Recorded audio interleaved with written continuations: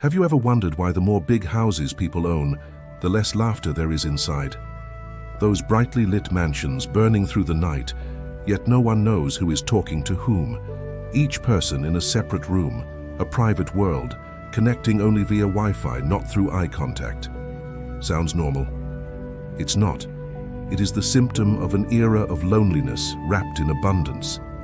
People buy more rooms for convenience, then gradually forget how to sit together at the dinner table. They hire cleaners, but no one can clean up the void within their own hearts. We have seen things that no happy family photo dares to reveal. And if you've ever wished for a bigger house, watch until the end of this video, because perhaps the very thing you are dreaming of is what causes millions of people to lose true warmth. This is the story of four strangers living in a concrete fortress. Our setting, a 4-story house, modern, cold, and built with the finest materials. The air is always filled with a strange silence, broken only by the sound of closing doors, the hum of the air conditioning, or the faint leakage of headphone audio. Meet Mr. Hai, a 42-year-old construction engineer obsessed with success. He poured his life into building this house. For him, it's not just a home, it's a monument to his self-worth. He's proud of the high ceilings, the absolute soundproofing, the smart home technology he meticulously installed. But that very technical perfection has suffocated life itself. He spends most of his time in his office on the 3rd floor, chasing joy in blueprints and billion-dollar contracts. He often looks out at the city lights, feeling a deep, undefined emptiness.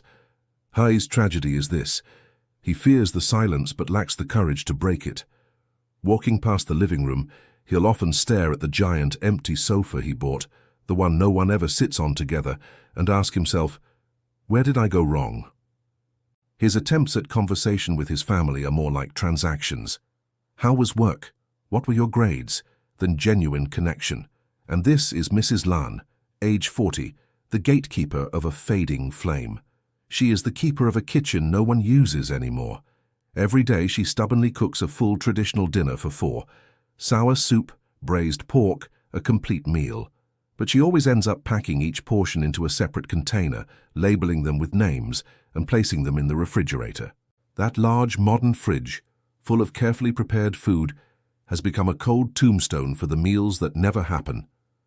Lan's tragedy is her crushing feeling of uselessness. She's no longer an essential wife or mother, but an on-demand housekeeper. She once overheard her son, Tuan, tell a friend, "My mom is just the food orderer and laundry person." Every night, as she eats alone, the sound of her chopsticks hitting the porcelain bowl feels like a needle piercing her heart. She wants to speak up, to scream, but she's always met with her husband's polite silence and her children's absolute avoidance. You can often find her alone, watching cooking shows on TV, silently weeping for the warm family atmosphere she sees in others, but can no longer find in her own home. Then there's Tuan, 15 years old, the embodiment of silent rebellion. His room is a virtual fortress, a dazzling nightclub of RGB lighting where he is the uncrowned king. He doesn't just play games, he lives in them. Tuan isn't lonely. He has hundreds of online friends who understand his language and emotions better than his own parents. He's forgotten how to communicate face to face. When his parents try to talk to him, his answers are short, emotionless monosyllables. Okay, fine, or I'm busy.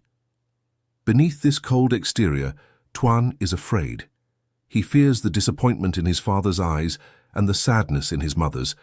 He feels the invisible pressure of this big house, the weight of all his father's success projected onto his shoulders. Hiding in his room is the only way he can maintain a sense of self. Finally, we have Mai, the 12-year-old emotionally blind girl. Mai has created her own world of sound, or rather, the absence of it. She is addicted to her noise-cancelling headphones, a perfect barrier isolating her from the real world. She only takes them off when she sleeps. Why? Because she doesn't want to listen. Mai has grown too familiar with the tension, the soulless words, and the indifferent glances that fill the empty spaces of her home. The headphones are her bodyguards, protecting her from the family's emotional pollution. She has learned to smile for the TikTok screen, where she receives instant validation from strangers. Once, Mai accidentally dropped her headphones, and her mother's pained question, "Do we ever really talk to each other?" hung in the air. Mai quickly snatched them up and put them back on, determined never to face that reality again. Then came the climax, the blackout night, when the truth was finally revealed. On a stormy evening, the smart home system, Mr. Hai's pride and joy, completely collapsed. The lights went out, the Wi-Fi died, the air conditioning stopped humming, everything fell silent.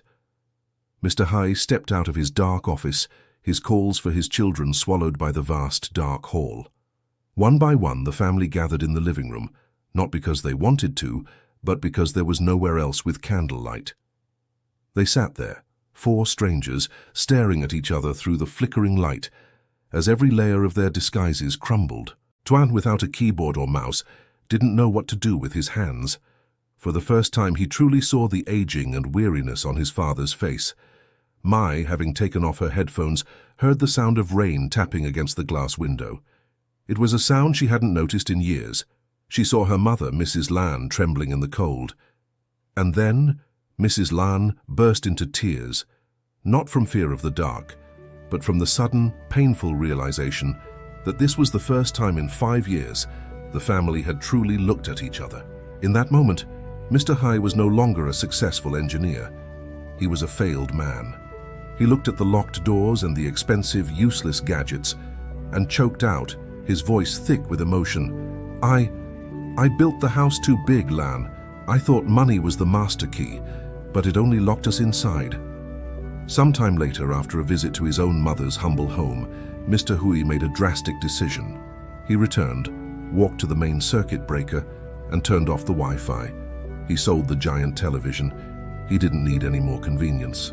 Instead, he renovated the kitchen, bringing in a large rustic wooden table. He added a long bench to the porch, a place where they could see the city lights, but also hear the wind. That evening, he didn't ask about grades or work. He began to tell stories. He talked about his own poor childhood and his simple dream of having a small house filled with light and human voices.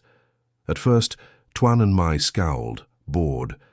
But when Hai recounted the time he broke the family's only rice cooker, and a young Lan had to borrow rice from the neighbors, Lan let out a genuine, crisp laugh, a sound Hui hadn't heard in a decade. There in the candlelight at the newly bought old wooden table, the 4 of them sat together, not just to eat, but to share a laugh that didn't need social media validation or a magnetic keycard. Mr. Hai looked into his wife's and children's eyes, and he saw his house for the very first time become truly complete, not just abundant. There are things that, the more we try to expand them, the emptier they become. And then there are small houses so full of love, there is no room left for loneliness. If you are hearing these words, take a moment to look around your own home. Are you living with your loved ones, or are you just sharing the same address? If this story touched you, please leave a comment so I know you still believe in the value of a shared meal. Share this video because perhaps someone you know is living in a brightly lit house that feels as cold as ice. And if you want to join me in opening the next door, where we talk about the things people no longer dare to discuss about family, please subscribe to the channel. Not for me, but for yourself, so you don't miss the chance to look back at the most important thing we are losing every day. Thank you for watching.